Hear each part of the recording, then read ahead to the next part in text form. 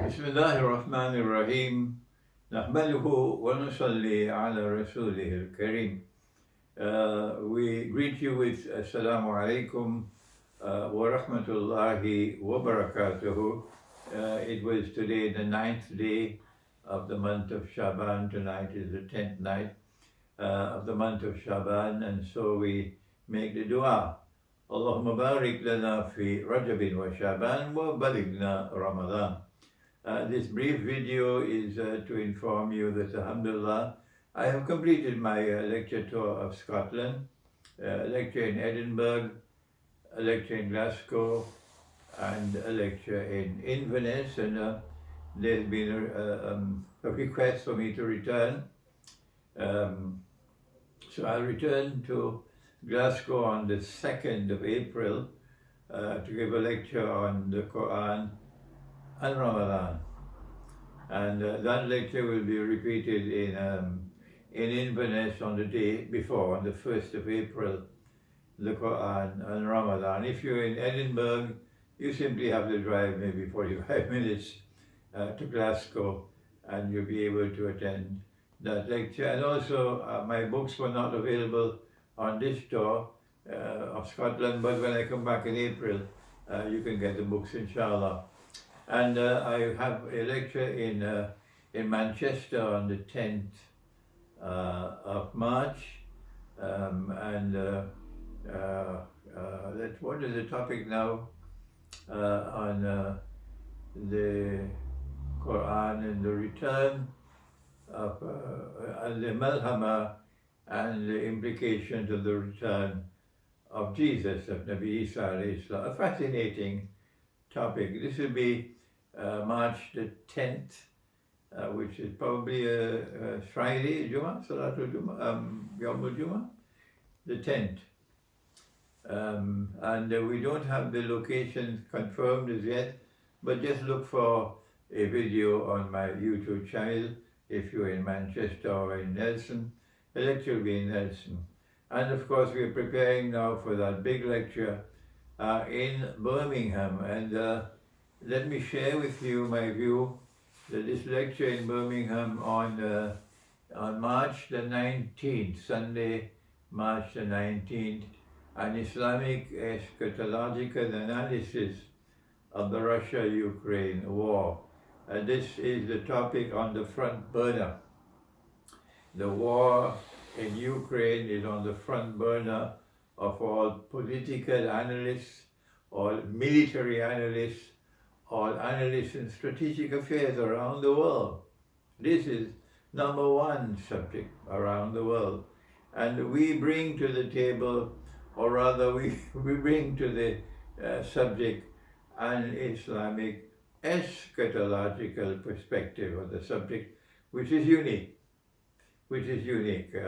I don't know if there are any other scholars, Islamic scholars, who are doing this, but alhamdulillah, that we thank Allah who has blessed me to be able to do this. So I'm looking forward to see you on Sunday the 19th in Birmingham for that lecture. Let me give you an appetizer, and that is that this war is already changing the world. The last 300 years has witnessed a world in which the West, or Western civilization, has dominated the stage of the world. And this war is already showing evidence of changing that 300-year history. That's the first unique thing about this war, that the unrivaled Western dominance over the world is now coming to an end. And there are so many in the world of the poor and the destitute who are saying, thank Allah, thank Allah, thank Allah for this day. That the world of Western dominance is now coming to an end. And there's going to be a different world in consequence of this war. How long will this war last? I don't know. No one knows. But there is certainly the outcome of the war we can share with you, which I've already done in previous videos, and that is to say as emphatically as I can from the Islamic eschatological perspective that Russia cannot be defeated in this war. What are the implications of a Russia-Ukraine war in which Ukraine is supported by NATO, with everything that NATO has to do to give this support, and yet Russia cannot be defeated? What are the implications of such an outcome of this war?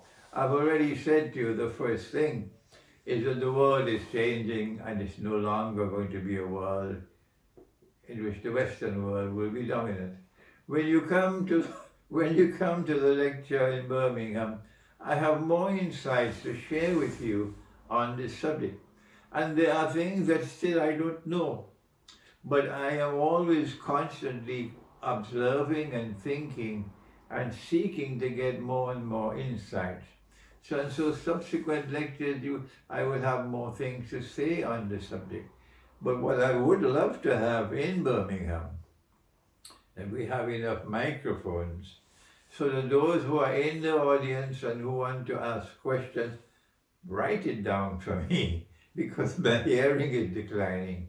But when we have finished with the question and answer session, that we should still have some time where you can offer your comments, and I can benefit from your comments. And we may want you to come closer to me to give your comments, because I said my hearing is declining. I have a hearing aid, but I don't like to put it on. I may have to put it on that night. And this is all I have to say for today. And I look forward, I'm not going to tell you more. I look forward to meeting with you and to hearing your views, as well as to give you a chance to listen to my insights on the subject of the Islamic eschatological analysis of the Russia-Ukraine war. Thank you. Wassalamu alaikum wa rahmatullahi wa barakatuh.